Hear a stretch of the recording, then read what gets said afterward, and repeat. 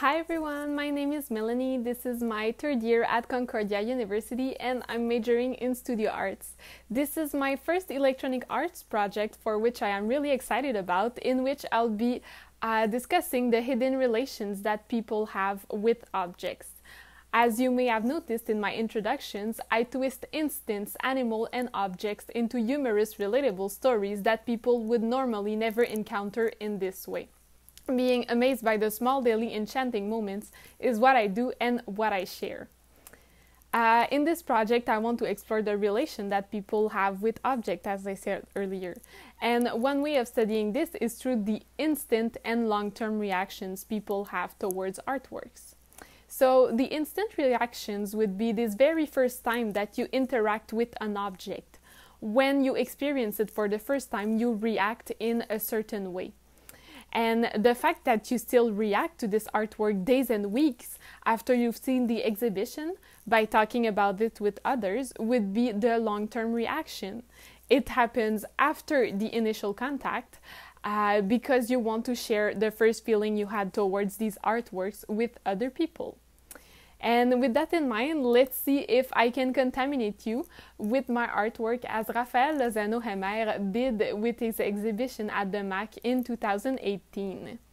So here are two perfectly solid benches. On the left we have a park bench and on the right we have an interior bench. Both of these benches are made out of wood. They have the same function, which is receiving people's butts temporarily. And do you have a favorite bench?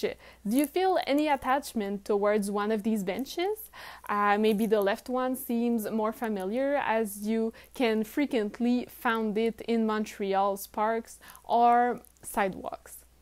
Perhaps making a connection would be easier if we had direct contact with each one. So let's teleport ourselves to Montreal's famous Parc La Fontaine. Here we are.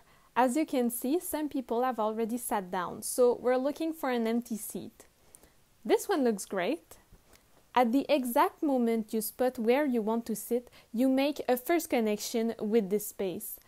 And at the moment your butt touches this surface, boom, you make another but a stronger connection this time, a physical connection with the bench as you touch it. You start creating souvenirs.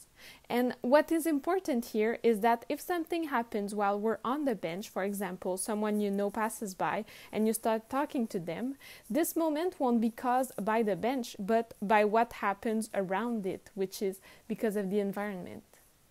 Let's now introduce ourselves into the interior bench's landscape.